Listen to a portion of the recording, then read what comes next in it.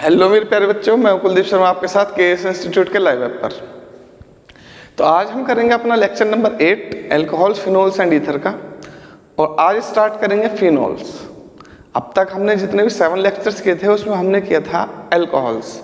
तो आज का टॉपिक बहुत ही ज़्यादा इंटरेस्टिंग और बहुत ही ज़्यादा इम्पोर्टेंट होने वाला है आपके लिए। अगर आप आज के लेक्चर को देख रहे हो तो आज के लेक्चर को देखने से पहले स्टार्टिंग से 1 से स्टार्ट करो और सारे लेक्चर सीक्वेंस में देखो, तो आपको ऑर्गेनिक केमिस्ट्री बहुत अच्छे से समझ में आएगी। कोई भी लेक्चर बीच में उठा के मत देखा करो। चलिए स्टार्ट करते हैं हम अपना लेक्चर।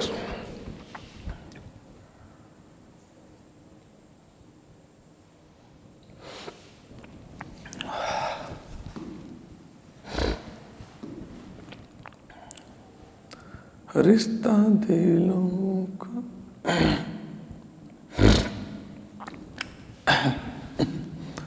लेक्चर नंबर 8, चैप्टर का नाम है बेटा alcohols, phenols and ethers. And हमारा टॉपिक है आज का फिनोल। और ये कौन सा पार्ट चल गया हमारा आज से? Part two phenol. पार्ट 1 में अल्कोहल्स किया था हमने, पार्ट 2 में अब करेंगे फिनोल्स। ठीक है, तो सबसे पहले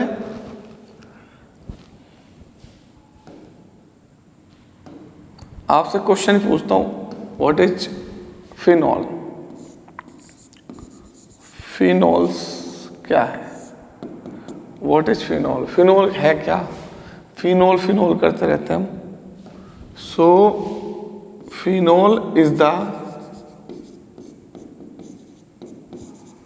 हाइड्रोक्सी डेरिवेटिव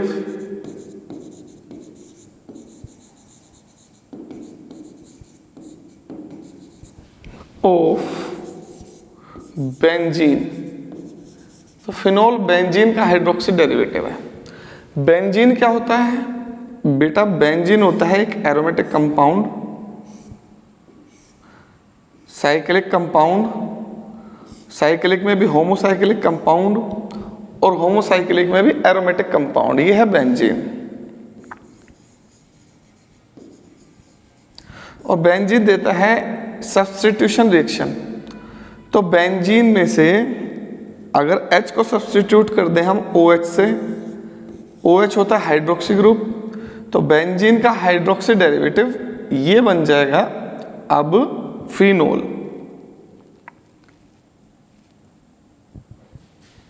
अब बेंजीन में से H हटा दूं और OH ऐड कर दूं, तो ये जो बन जाएगा ये बन जाएगा OH और इसका नाम है फिनोल। अब आप कह रहे हैं फिनोल क्यों बोलते हैं भाई? मेरे प्यारे बच्चों, बेंजीन का फॉर्मूला होता है C6H6 और बेंजीन का दूसरा नाम होता है कॉमन नेम फीन। अब फीन में से E को अगर हटा दूं और ओल लगा दूं, हाइड्रोक्सी के लिए ओल लगा देते हैं, तो क्या बन जाएगा? फिनोल। तो इसका यही सबसे ज्यादा पॉपुलर नेम है, सबसे ज्यादा कॉमनली इसे यूज करते हैं। वैसे इसका जो IUPAC नेम है वो है hydroxy, OH group hydroxy benzene. ये इसका IUPAC नेम है, हाइड्रोक्सी बेंजीन। बट हम यूज करेंगे बार बार फिनोल, तो अपने आप समझ जाना फिनोल क्या है ये। अब इसमें से एक हाइड्रोजन रिप्लेस कर दिया बाय OH ग्रुप, तो ये बन जाएगा C6H5OH। ये फिनोल का फॉर्मूला है, C6H5OH। तो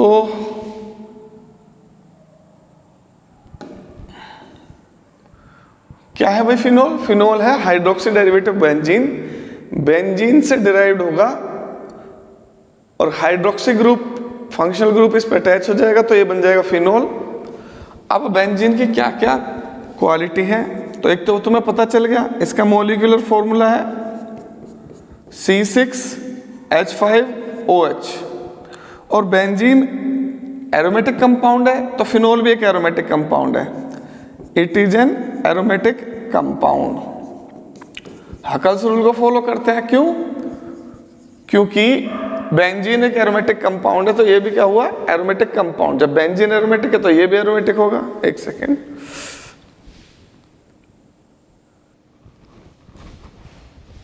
चलो भाई, तो बेंजीन एरोमेटिक कंपाउंड है, तो फिनोल भी बेंजीन का डेरिवेटिव है, तो फिनोल भी क्या हुआ, एरोमेटिक कंपाउंड। ठीक है, अब फॉर्मूला तुम्हें पता ही चल गया।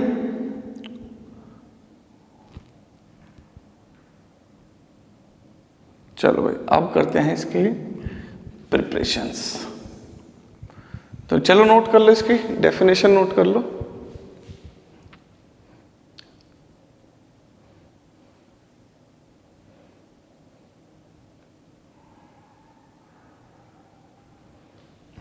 हो गई। चलो भाई, अब करते हैं हम classification of phenol.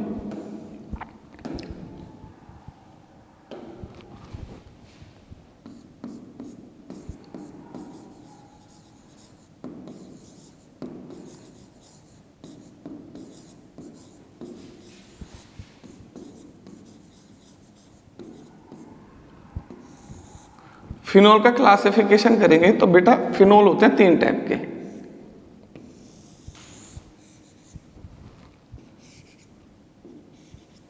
Monohydric phenol,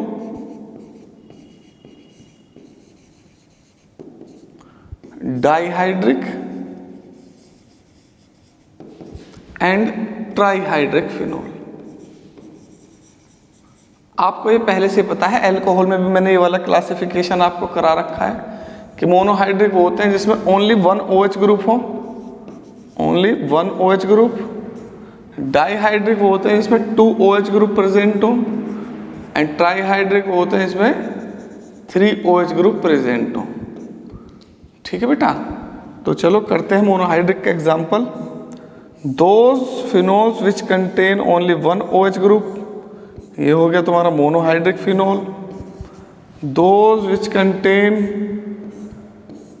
2 hydroxy group, ये हो जाएगा आपका dihydric phenol. Those which contain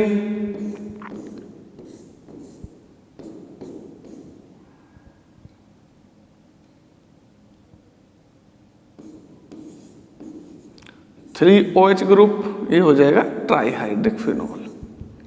ठीक है, तो देख लो यहाँ पर OH ग्रुप से पता चल रहा है कौन मोनोहाइड्रिक है, कौन डाइहाइड्रिक है, कौन ट्राइहाइड्रिक।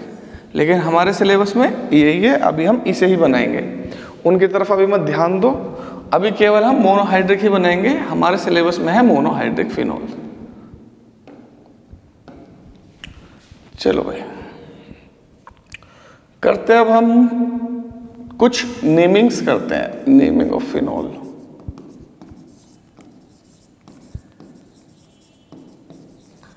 तो फिनोल की नेमिंग कैसे करेंगे? अब जैसे ये मेरे पास एक कंपाउंड,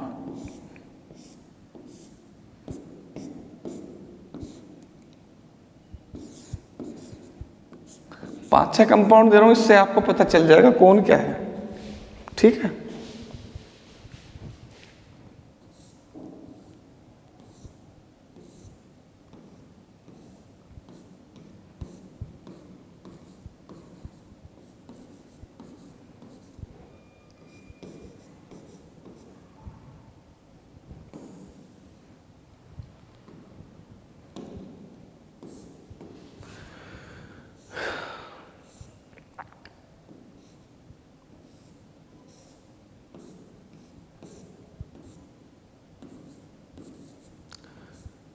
देख के तुझको दिल को मेरे चैन आता है, ये कैसा रिश्ता है, कैसा नाता है। देख के दिल को तुझको मेरे चैन।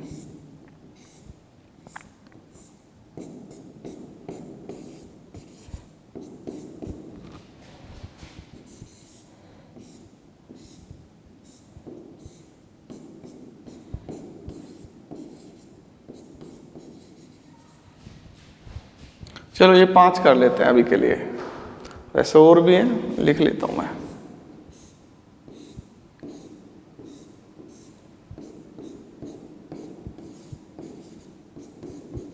6 एंड लास्ट।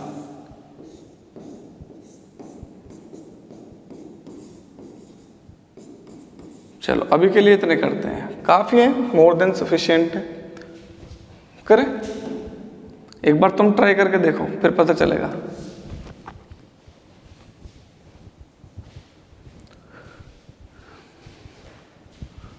जय शिवाजी महाराज की जय। महाराणा प्रताप। महाराणा प्रताप से याद है,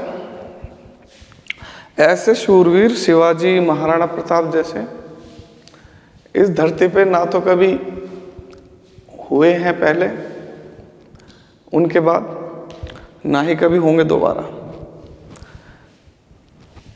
साक्षात भगवान ने किसी पर्पज के लिए ही बनाया था इन्हें। आजकल तो ऐसे हो भी नहीं सकते।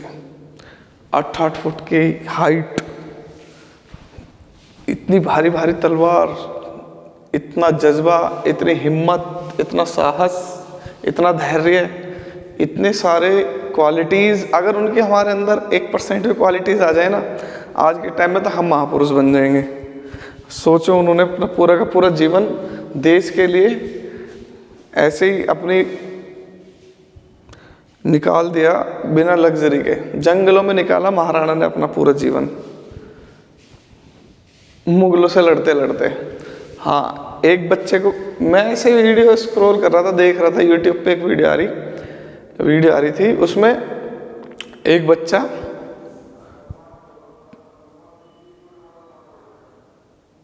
महाराणा प्रताप को और किसी एक जिनकी कम्युनिटी से वो बिलोंग करते उनको बहुत ज़्यादा गलत बोल रहा था कि तुम मुगलों के संतान हो, तुम ये हो, तुम वो हो, तुम ऐसे हो, तुम ऐसे।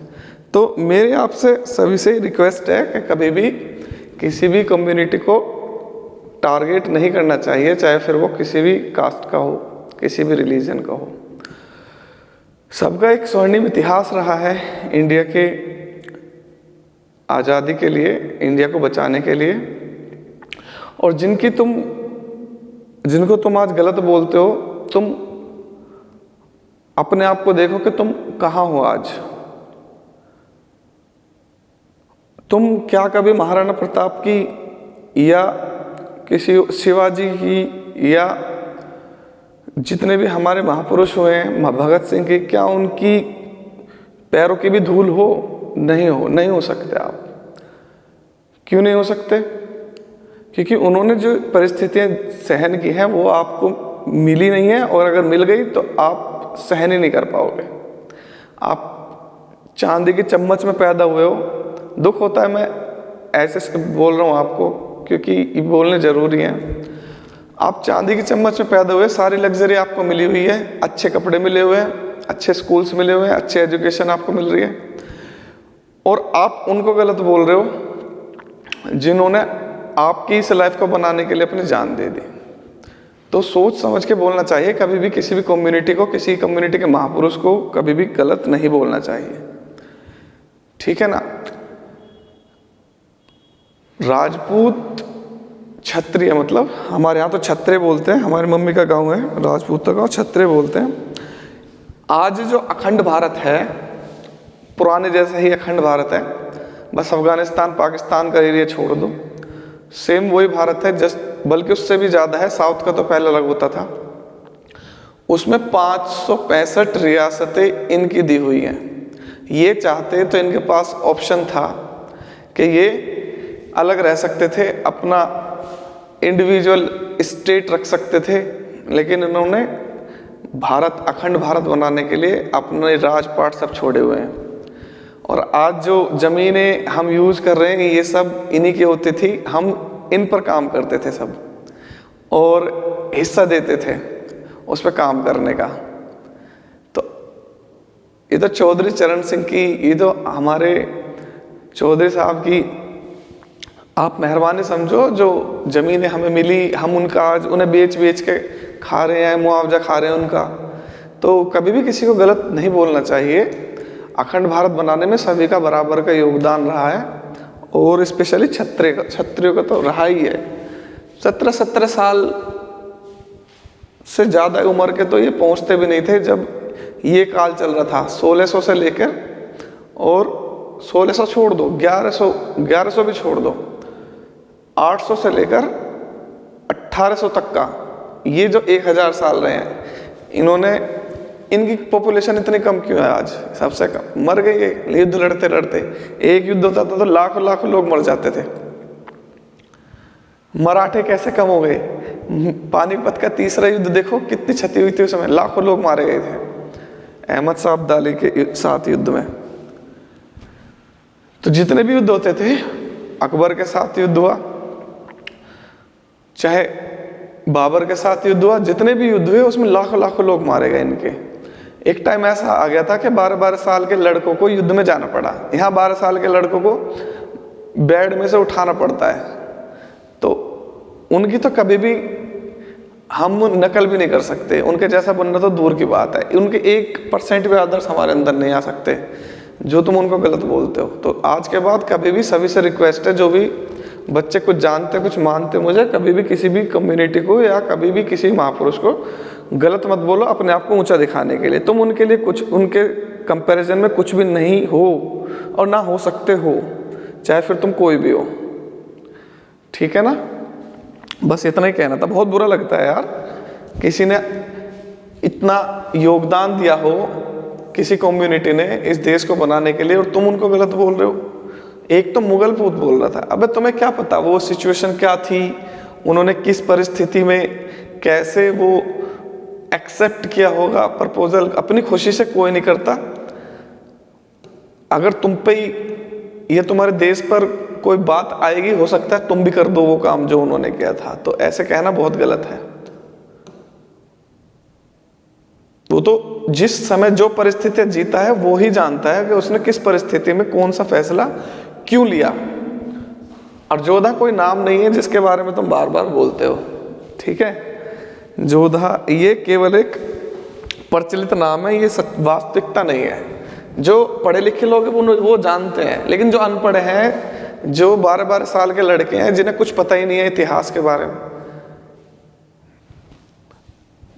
जिनके पेरेंट्स को भी कुछ नहीं पता, वो भी अनपढ़ हैं, उनकी पूरी जिंदगी चली गई, किताब नहीं देखी उन्होंने, तो वो तो जो सुनाई बातें हैं उन्हीं को ही फॉलो करेंगे। तो सुनी सुनाई बातों पे क्यों जाते हो आप? पढ़ो इतिहास, हिस्ट्री की बुक्स पढ़ो, जब पता चलेगा आपको इन्होंने कितना बलिदान दिया हमारे देश के लिए। तो ऐसा नहीं कहना चाहिए किसी को भी। तो अब याद रखना सभी। बहुत दुख हो रहा है मुझे, इसलिए मैंने तुम्हें बीच में ये याद आ गया मुझे, इसलिए मैंने बोल दिया शिवाजी के नाम से। चलो भाई, ये पूरा का पूरा इतना फिनोल है और इस पर नाइट्रो ग्रुप है और दूसरे नंबर पर है। तो नंबरिंग करते हैं यूपीएससी में, तो इसका नाम है 2 नाइट्रोफिनोल, 2 नाइट्रोफिनोल। इसकी नंबरिंग करो 1 2 3 4, 2 4 die nitrophenol.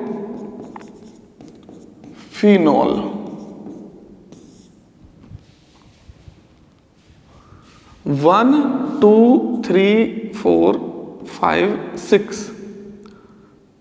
2 4 6 tri nitro, NO2 होता है nitro, phenol. 1 2 2 chloro phenol, 1 2 2 methyl phenol. अच्छा देखो, इसका यूपीएससी नहीं बनेगा 1 2, यहां पर प्रेफरेंस मिलेगी इसको। ठीक है, और ये होता है बेंजेल्डिहाइड, तो इसका नाम बन जाएगा 2 हाइड्रोक्सी बेंजेल्डिहाइड। लेकिन मैं इसका ये नाम यूज नहीं करूंगा, इसका ये नाम सबसे ज्यादा पॉपुलर है, सैलिसाइल्डिहाइड। ये याद रखना, ये यूज करूंगा मैं बार बार। अब लास्ट वाले का नाम 1 2 2 हाइड्रोक्सी, OH होता है हाइड्रोक्सी, और COOH बेंजीन के साथ हो तो उसे बोलते हैं बेंजोइक एसिड। तो वैसे इसका नाम बन जाएगा सैलिसाइलिक एसिड। सैलिसाइलिक एसिड ये यूज करूंगा मैं, कॉमन नेम इनके, नोट कर लो बेटा।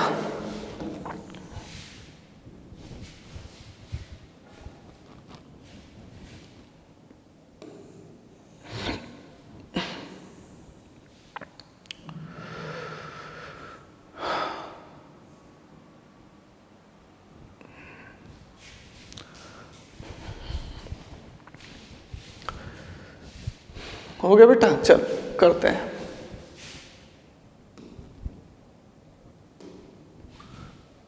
प्रिपरेशन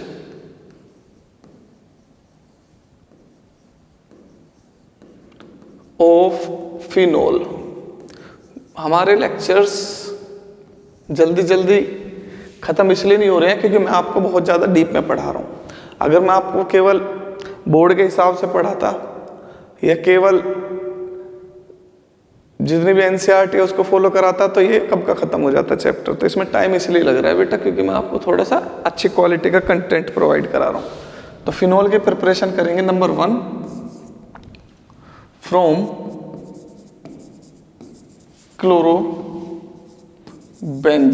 क्लोरोबेंजीन से। इस प्रोसेस का नाम है DOS process.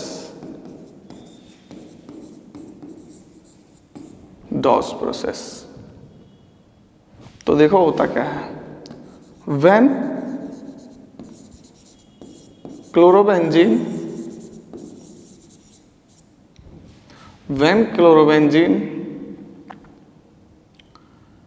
treated with NaOH। तो NaOH 2 स्टेप की रिएक्शन है। कितने स्टेप के हैं? 2 step. This involve in the 2 step. NaOH क्या बन जाएगा? Sodium phenoxide is formed. Sodium phenoxide is formed.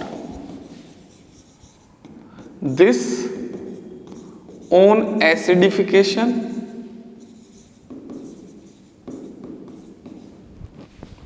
to give phenol।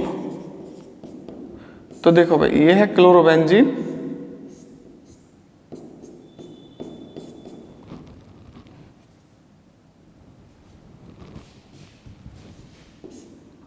इसकी रिएक्शन कर दो NaOH के साथ।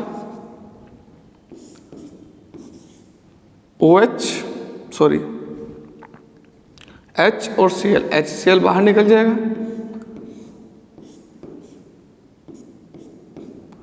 और ये हो जाएगा सोडियम फिनॉक्साइड। Sodium phenoxide. और ये क्या था? क्लोरोबेंजीन। तो क्लोरोबेंजीन की NaOH से रिएक्शन करोगे तो ये याद रखना, वैसे कन्वर्जन भी है ये सोडियम फिनॉक्साइड की। क्लोरोबेंजीन से रिएक्शन करोगे, सॉरी NaOH से रिएक्शन करोगे तो सोडियम फिनॉक्साइड बनेगा। अब इसका कर दो एसिडिफिकेशन। एसिडिफिकेशन जिससे आपकी मर्जी हो उससे कर दो, चाहे H2SO4 से कर दो। तो यहां से H+ डिस्प्लेस कर देगा Na को और ये Na2SO4 बन जाएगा। ये बन गया फिनोल। तो ये है first method, preparation of phenol का फर्स्ट मेथड। जिस टाइम पढ़ रहे हो ना उस टाइम नोट करते रहा करो, नोट्स बनाया करो प्रॉपर वे में। नोट्स बनाने बहुत ज़्यादा जरूरी है। मैं आपको हमेशा कहता हूँ कि अपने नोट्स बनाओ। सेल्फ मेड नोट्स आपके बहुत ज़्यादा हेल्प करेंगे एग्जाम टाइम में। एग्जाम टाइम में आपके नोट्स ही काम आएंगे और कुछ काम आने वाला है नहीं आपके। चलो भाई नंबर 2, फ्रॉम क्यूमीन। क्यूमीन से बनाएंगे इसे अब हम। अब क्यूमीन होता क्या है भाई? क्यूमीन क्या होता है? तो isopropyl benzene. Isopropyl benzene is called cumene. Isopropyl benzene को बोलते हैं क्यूमीन। तो ये भी 2 स्टेप में होती है रिएक्शन। कितने स्टेप में? 2 स्टेप में। तो स्टेप फर्स्ट और सेकंड एक साथ करेंगे इसमें। When cumene oxidized by air to give, air का मतलब oxygen, to give cumene hydro peroxide. This on acid hydrolysis to give phenol. बहुत ही इंपॉर्टेंट रिएक्शन है, इस पे लगा लेना, इंपॉर्टेंट बहुत ज़्यादा आती है। How will you prepare phenol from cumene? तो क्यूमीन से फिनॉल कैसे बनाओगे आप? तो बहुत ही ज़्यादा इंपॉर्टेंट है, ठीक है। करो, हो गया नोट? चलो तो करते हैं। तो देखो बच्चों,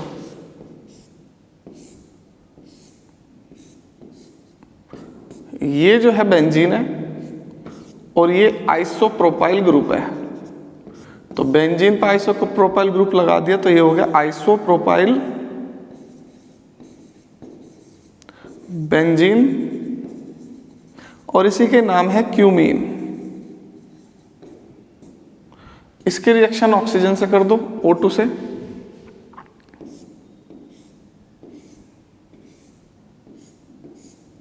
जब इसकी रिएक्शन O2 से करेंगे तो भाई ऑक्सीडाइज हो जाएगा और ये बना देगा क्यूमीन। अब इसे पेरोक्साइड ग्रुप, ऑक्सीजन ऑक्सीजन के बिटवीन, यहाँ पे पेरोक्साइड बॉन्ड बन जाएगा कार्बन और हाइड्रोजन के बिटवीन, ये रहा। इसका नाम है क्यूमीन हाइड्रो पेरोक्साइड, क्योंकि यहाँ पे ये आ गया पेरोक्साइड, इसलिए इसका नाम है cumene hydro peroxide.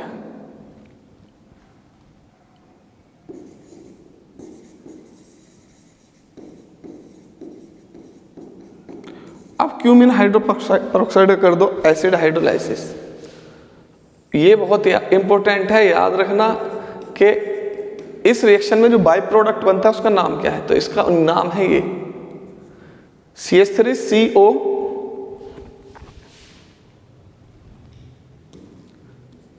CH3CO CH3 by product है ये, इसका नाम है एसीटोन। CH3CO CH3 एक इंपॉर्टेंट ऑर्गेनिक कंपाउंड है और ये बच जाएगा तुम्हारा फिनॉल, डिकम्पोज हो जाएगा ये फिनॉल में। और इनके मैकेनिज्म्स है नहीं आपके सिलेबस में, अदरवाइज मैं मैकेनिज्म्स भी करा दूंगा, एक अलग से क्लास ले लूंगा, उसमें आपको पढ़ना हो तो मैकेनिज्म पढ़ लेना, अदरवाइज कोई जरूरत नहीं है। जो बोर्ड की तैयारी कर रहे हैं उनको मैकेनिज्म्स पढ़ने की जरूरत नहीं है, जिनको मैकेनिज्म्स पढ़ने हैं वो पढ़ लेना। एक क्लास बना दूंगा सेपरेट ऑफ मैकेनिज्म, जिनका मैकेनिज्म होगा उनका मैं लिखूंगा, जिनका नहीं होगा उनका नहीं बताऊंगा। वैसे में साथ के साथ एक तरीके से मैकेनिज्म्स भी हो ही रहे हैं इसमें।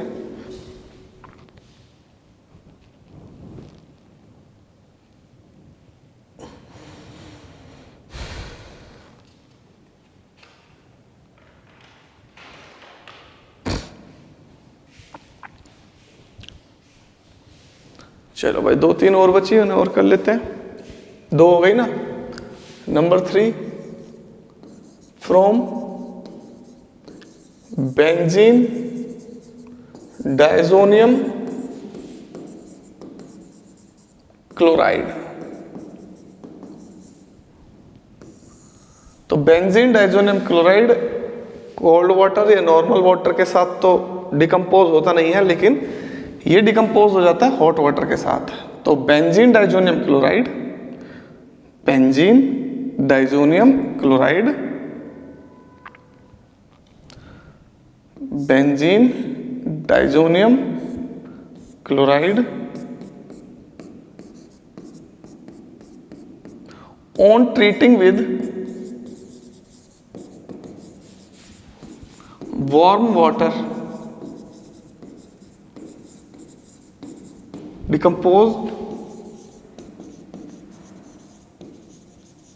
to give phenol।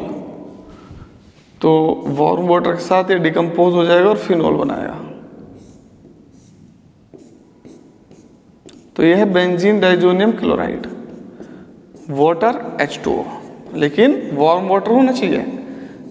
जो रूम टेम्परेचर पर केवल अल्कोहल डिकम्पोज होगा, ये स्टेबलाइजर ड्यू टू रेजोनेंस, तो ये और मोटर से डिकम्पोज होगा और ये बना देगा यहाँ से। हमेशा याद रखना बेंजीन डाइजोनियम क्लोराइड है ना यहाँ पर, तो ये जो N2 ग्रुप है ये नाइट्रोजन गैस में यहाँ से हमेशा सेपरेट होगा। H और Cl, HCl, तो बचा क्या OH ग्रुप वाटर का, तो क्या बन जाएगा फिनॉल। इसे कैसे बना सकते हैं आप, तो नोट करके लिख लो, इसे बना सकते हैं डाईएजिटाइजेशन से। Benzene diazonium chloride is prepared by डाईएजिटाइजेशन।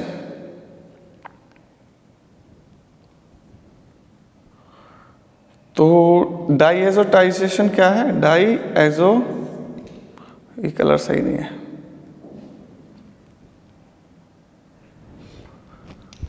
डाईएजिटाइजेशन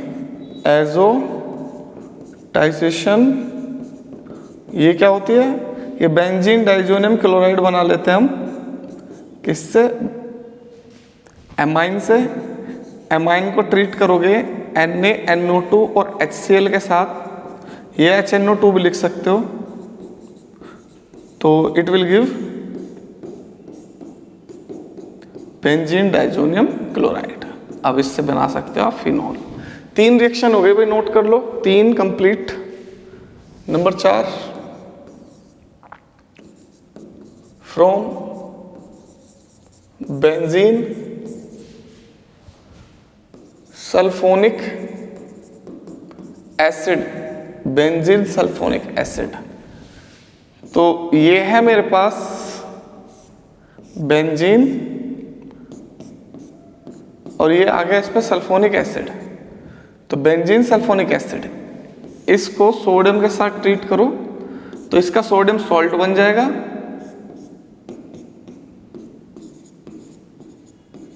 benzene sodium sulfonate, इसको फर्दर NaOH के साथ ट्रीट करो। जब इसको NaOH के साथ ट्रीट करोगे तो ये बनेगा सोडियम फिनोक्साइड और यहां से बाहर निकल जाएगा, यहां से तो बाहर निकलेगा आपका NaOH से कर दो H2O और यहां से बाहर निकलेगा आपका Na2SO3, ठीक है, Na2SO3, तो सोडियम फिनोक्साइड। और अब इसका कर दो एसिड हाइड्रोलाइसिस या एसिडिफिकेशन। एसिडिफिकेशन अभी करी थी हमने सबसे पहले रिएक्शन डॉस प्रोसेस में, प्लस Na2SO4, ये बन गया फिनो। एग्जाम में क्वेश्चन आ सकता है ये वाला, इसको लिख लो आप, ये 3 स्टेप में हुई है, लेकिन इसके 2 लिख सकते हो। When benzene sulphonic acid, benzene sulphonic acid treated with NaOH, क्या बनेगा, sodium phenoxide is formed, sodium phenoxide is formed and this on acidification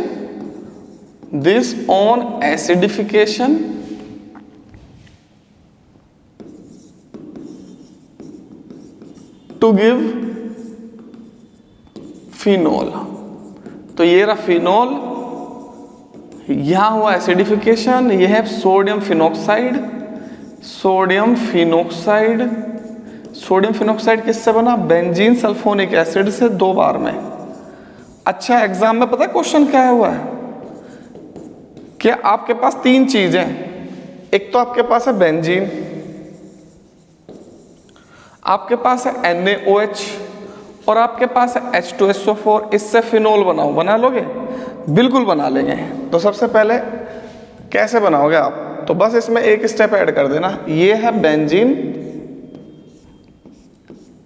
तो यू हैव गिवन बेंजीन। अब इसका कर देना सल्फोनेशन, तो बेंजीन का सल्फोनेशन करेंगे तो बेंजीन सल्फोनिक एसिड बन जाएगा। तो देखो कौन कौन यूज हो गया, यहाँ से बेंजीन यूज हुआ, H2SO4 यूज हुआ, फिर NaOH यूज होगा, तो क्या बन जाएगा आपका सोडियम फिनोक्साइड, फिर से H2SO4 यूज होगा, क्या बन जाएगा फिनोल। तो इन 3 से आप फिनोल बना सकते हो, बेंजीन से आप बना सकते हो फिनोल इजीली।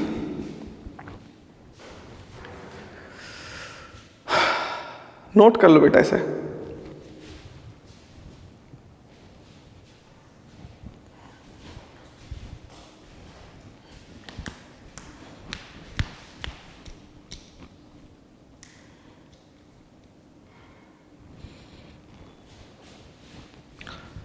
हमें तुमसे प्यार कितना ये हम नहीं जानते, मगर जी नहीं सकते तुम्हारे बिना।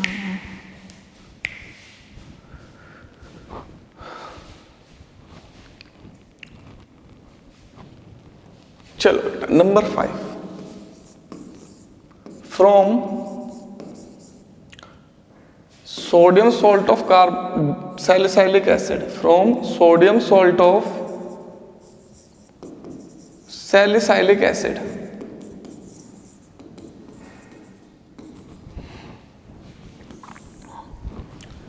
तो चलो भाई करते हैं इसे। when sodium salt of salicylic acid is heated with soda lime। Soda lime क्या होता है? सोडा NaOH लाइम CO का मिक्सचर, तो क्या बन जाएगा? Phenol is formed. Phenol is formed.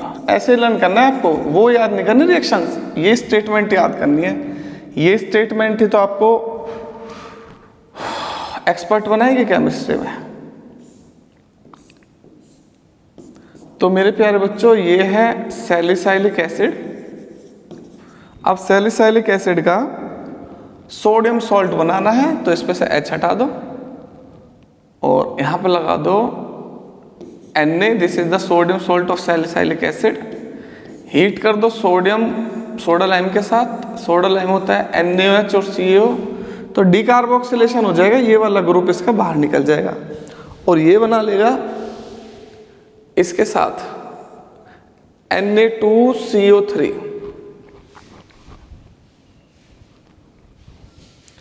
Na2CO3 क्या बचा? फिनोल बचा। बस ये जो H बचा ये जहां से कार्बोक्सिलिक एसिड ग्रुप का सब्स्टिट्यूशन हुआ वहां चला जाएगा, तो क्या बन जाएगा? ये फिनोल। ये हो गई 5 और लास्ट रिएक्शन फिनोल की, and then preparation of phenol खत्म हो जाएगी। तो फिनोल की प्रिपरेशन आज फिनिश्ड। आज का टॉपिक फिनोल की प्रिपरेशन था। कल करेंगे हम physical properties of phenol, then करेंगे chemical properties of chemical reactions of phenol. Phenol फिर खत्म हो जाएगा। फिर करेंगे कुछ नहीं ईथर्स, फिर ईथर्स खत्म हो जाएगा। फिर करेंगे हम उसके बाद मेरे प्यारे बच्चों कुछ important terms and definition related to this chapter. फिर ये चैप्टर हो जाएगा फिनिश्ड। तो अभी मान के चलो आप 1 2 3 4 5 लेक्चर हो रहेंगे और ये 8th है, मतलब ये हो जाएगा 13-14 लेक्चर में हो जाएगा फिनिश्ड। वैसे बहुत 13-14 कोई ज़्यादा भी नहीं है, पहले वाला तो 20 में हुआ था finished. From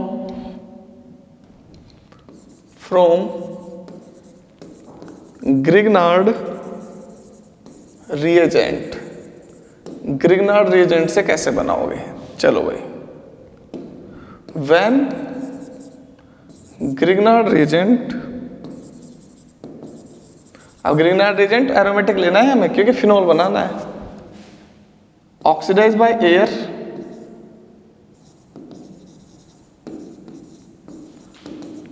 to give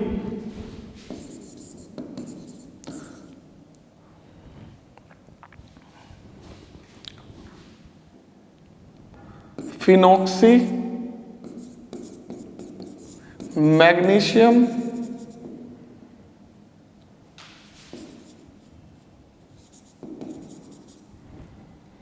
halide.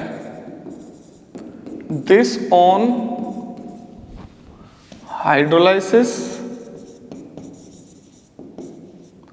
To give phenol. This is the last reaction. तो ये है बेटा मेरे पास फिनाइल मैग्नीशियम ब्रोमाइड, ये है फिनाइल, ये है मैग्नीशियम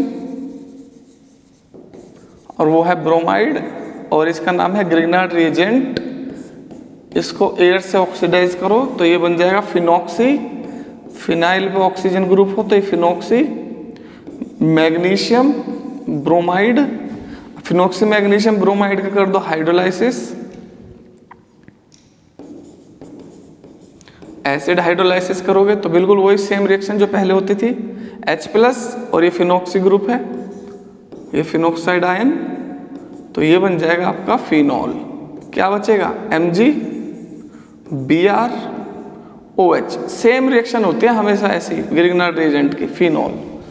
तो देखो भाई बहुत इजी रिएक्शन है। और अब हमारा हो गया है complete preparation of phenol finished. Next class में करेंगे हम फिजिकल प्रॉपर्टीज ऑफ फिनॉल। तो मेरे प्यारे बच्चों ध्यान से अच्छे से पढ़ो, मेहनत करो। सारे रिएक्शन जो मैं आपको करा रहा हूँ ये सब बहुत ही इंपॉर्टेंट है, सब एग्जाम के पॉइंट ऑफ व्यू से बहुत ही ज्यादा इंपॉर्टेंट है।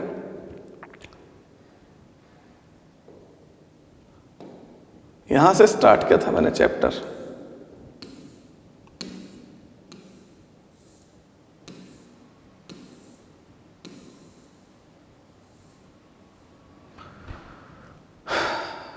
लेक्चर 8 हो गया महाराज।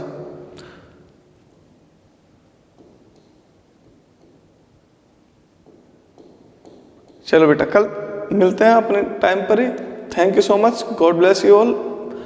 भगवान आपको खुश रखे, ऐसी मेहनत करते रहो आप मेरे साथ, कामयाब हो गया आप। और अपने पेरेंट्स का ध्यान रखो, उनके लिए मेहनत करो, जिससे कि जितनी भी उन्होंने आपके लिए सेक्रीफाइस और मेहनत की है वो सफल हो सके। Thank you so much.